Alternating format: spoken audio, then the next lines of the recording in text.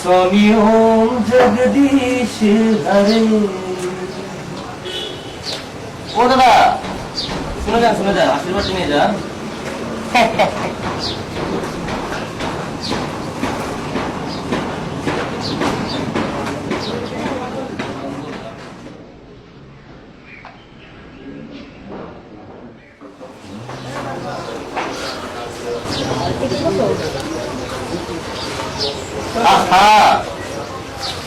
আগে মাকে তারপর আমার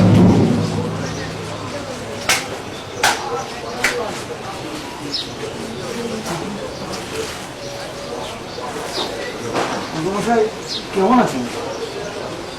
ঠিক আছে আচ্ছা আগে তো খুব আসতেন, এখন তো আসেই হয় না। কেন? আগে তো আসা বহু কারণ ছিল, মেয়ের বিয়ে, ব্যবসা, কত কারণেই তো আসা হতো। এখন তো আর তেমন কোনো কারণ নেই। আরে ভগবানকে কিনা দিলাম, ব্রহ্মবদ্ধ দুবেলা, একাদশী উপবাসী, ক্ষুধা তবু বিশ্বগ্রাসী, কালো টাকায় দিল জ্বালা, এবারে খাও কাঁচকলা। আচ্ছা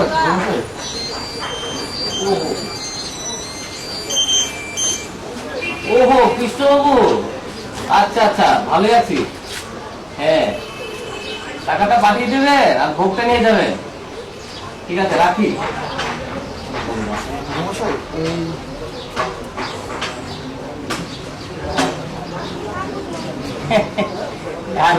টাকা রাখো আমার উদ্দেশ্য পূরণ করার জন্য, যাতে পাওনাদারকে টাকা না দিতে হবে। আমাকে একটু প্রসাদ দিলে ভালো হতো। প্রসাদ পেলে তো আপনার আগে থেকে বুক করে যেতে হবে। আচ্ছা না হলে ক্যাশ টাকা দিয়ে নিতে হবে। আচ্ছা ঠিক আছে, আপনার ঠাকুরকে বলে আমার বদলিটা এবার যে কোনোভাবে করে দেবেন। আর আপনি তো জানেন এবার আমার ছেলে মাধ্যমিক পরীক্ষা দিয়েছে, ওর পরীক্ষাটা কেমন হবে তা যদি একটু জেনে নেন তাহলে ভালো। ছেলের পরীক্ষার জন্য প্রত্যেক দিন 1000 বার ঠাকুরের নাম জপ করেছে, তাও কিছু হলো না। তাই তো ভগবানের কাছে আসা। জয় বাবা বলে, জয় বাবা তারকনাথ বলে ওনার কৃপা করো, ওনাকে একটু কল্যাণ করো বাবা, ওনাকে একটু কৃপা দৃষ্টি করো বাবা। জয় বাবা, হবে আপনারই সব হবে, চিন্তা কোনো বিষয় না। হ্যাঁ 100 টাকা রাখো, আরো দেবো। তাহলে আসি। আচ্ছা দাদা শনিবার আপনি বিকেলে খবর পেয়ে যাবেন। হ্যাঁ আপনি নিশ্চিত সব কিছু থাকি তো। আচ্ছা ঠিক আছে।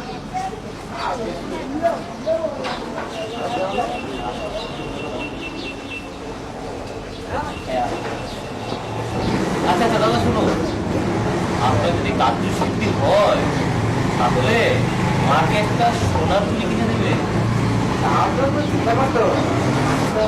হ্যাঁ আসি, আপনি আসবেন কিন্তু আপনি জানেন এখনো মানে পরে পরে।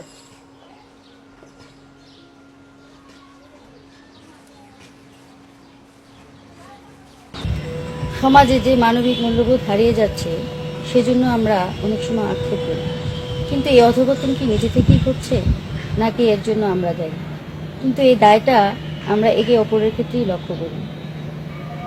সামাজিকতার বিনিময়ে আমরা কি অল্প বিস্তর আত্মকেন্দ্রিকতা, যান্ত্রিকতা এবং মনোভিত্তিক মূল্যবোধের শিকার হয়ে যাচ্ছি না? পরস্পরের প্রতি সহমর্মিতা কিংবা ধর্মই বলুন, বর্ণই বলুন, সবই কি মনোভিত্তিক মূল্যবোধের দ্বারা নিয়ন্ত্রিত নয়? আমরা কি ভোগস্বরূপ যন্ত্রে পরিণত হয়ে যাচ্ছি না? আধুনিক যুগ, যন্ত্রের যুগ, আমরাও যন্ত্র। সুতরাং ভগবানের বিশ্বাসীদের কাছে ভগবানও একটা যন্ত্র ছাড়া আর কি। সুতরাং সকল যান্ত্রিকতার, সকল যন্ত্রণার দায় দায়িত্ব বহন করার মতো এই ভদ্রলোকটি প্রয়োজন, তাই না? ভগবান আছেন এই বিশ্বাসটা যখন একবার মাথায় ঢুকিয়ে দেওয়া হয়েছে তখন সকল যন্ত্রণার দায় দায়িত্ব এবং সকল যন্ত্রণার মূল কারণটাও ওনারই বহন করতে হবে, তাই না? আমরা আমরা কি ভুলে গেছি ভগবান তাকেই সাহায্য করেন যে নিজেকে সাহায্য করেন, কিংবা এও কি ভুলে গেছি যে ভগবান অন্তরে বাইরে এবং সকলের মধ্যে বিরাজমান?